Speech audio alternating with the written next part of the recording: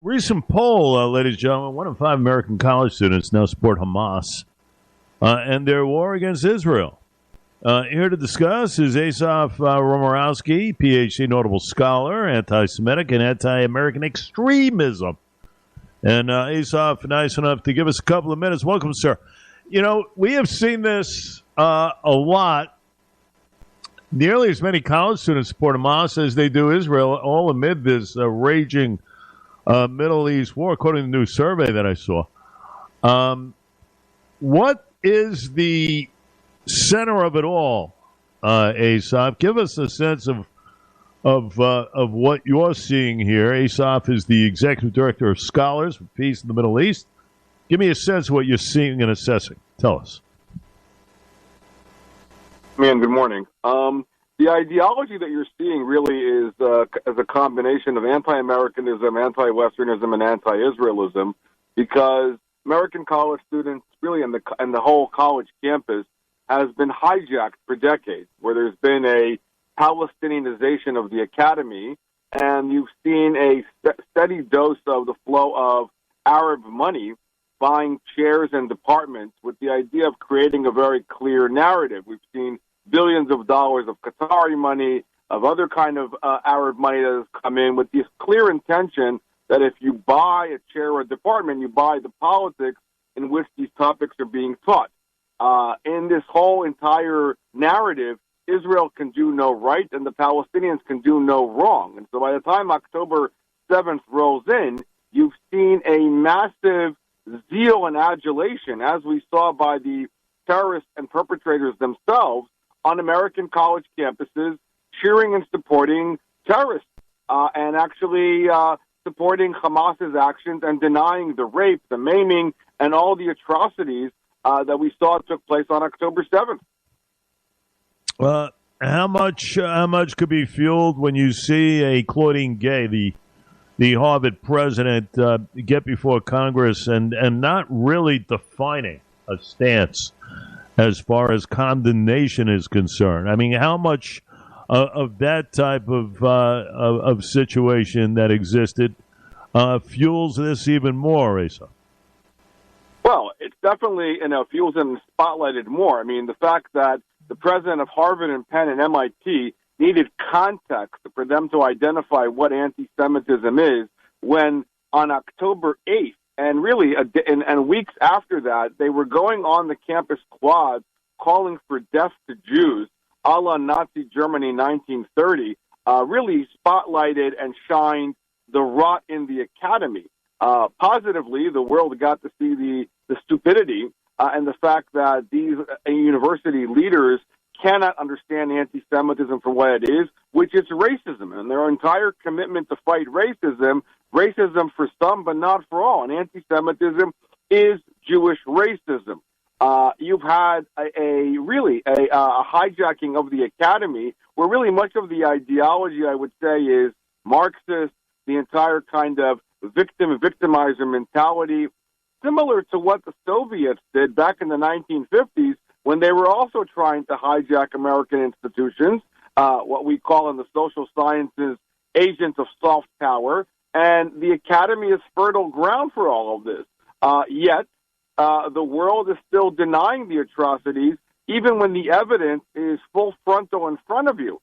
We've also seen a really spread and metastasizing of the Muslim Brotherhood, which is where the Hamas is coming from, on American college campuses through student groups, predominantly the Students for Justice in Palestine, and other groups who are really advocating for Hamas and advocating for terrorism.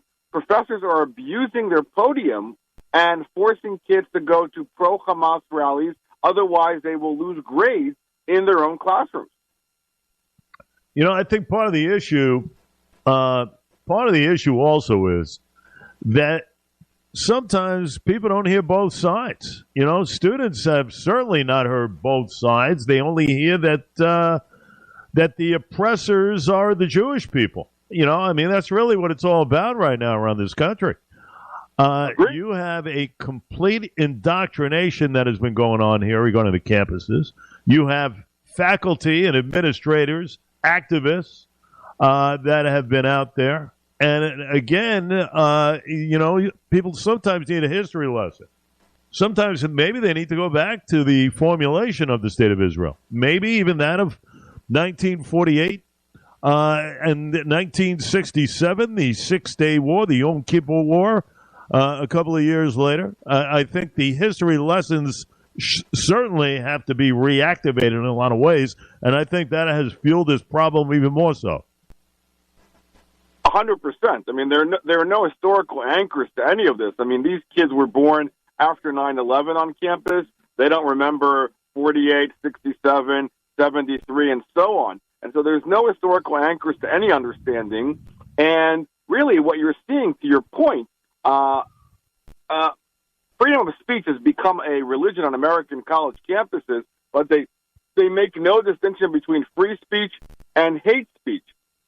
And what you're seeing is exactly to your point, which is an anathema to the entire construct of the American university. Instead of showing two sides of the story, giving the tools and the research skills to students to know what the facts are, they are being fed a steady dose of a one-sided, monolithic perspective, which makes me ask, what makes that different than any kind of madrasa or any school in Iran? I mean, this goes against the basic tenets of a liberal Western institution that we Americans all pride ourselves in sending our kids and grandkids to, and they've become basically fertile ground for indoctrination rather than any kind of free thought.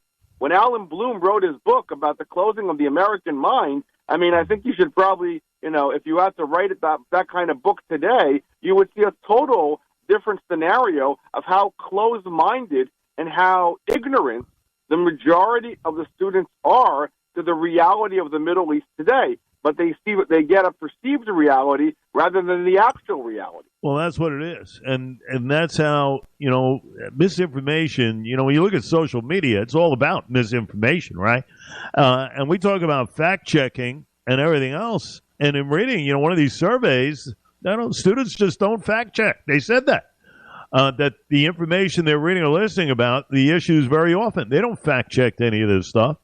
So, in essence, how can one be surprised when one looks at some of these numbers? Exactly. Actually, it's the anti-fact religion, what happens on campuses. They know nothing, and they don't really understand the reality itself. And so this is part of the, and again, to your point, social media, you can make up your facts. A lot of it is fake news, and they're basically trying to glean an entire swatch of history based on a meme. I mean, libraries are a dying business, and professors are not doing their job. And I think that really what happened with that hearing, which again spotlighted the rot in the academy, at least now donors and stakeholders, parents, are allowed to ask, what exactly is my kid learning? And if the universities also, to boot, cannot provide the basic service, that is safety and security for their kids, when their kids are being attacked for being Jews on American college campuses, then the university should wake up. I think the Ivy Leagues are basically poison ivy these days, but really in the entire New York area, you've seen an entire total growth of this very ideology, which is harmful and ignorant towards what these institutions were created to do and what they're actually doing. Yeah, it's frightening stuff. I'll tell you that much. Do you expect the administration's, a final point here, regarding these campuses and some of the more notable universities in this country, do you expect a little bit of an about face based on what we have seen? I mentioned the Claudine Gays of the world answering questions, or at least trying to answer questions in Congress the right way. But do you feel that there is some sort of movement internally, boards of universities and whatnot, maybe to try to turn things around as far as the practical way of trying to form some sort of a thinking capacity regarding this topic? I think you're starting to see a little bit, but again, universities are the most profitable nonprofit there is. They operate like hedge funds, and so they have donors from different sides and different political persuasions. I do think that the fact that now Harvard, there was an attempt to try to get yesterday an investigation on what's going on in Harvard's anti-Semitism from Washington, and of course they kind of pivoted. So there's an echo chamber, and they try to deny what's going on their campuses.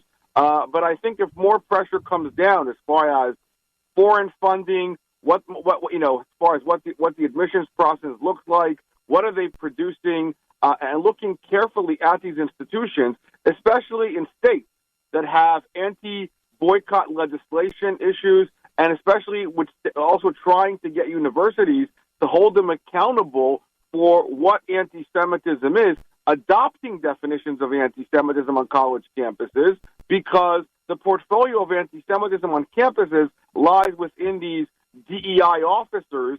They wouldn't know anti-Semitism if it hit them over the head.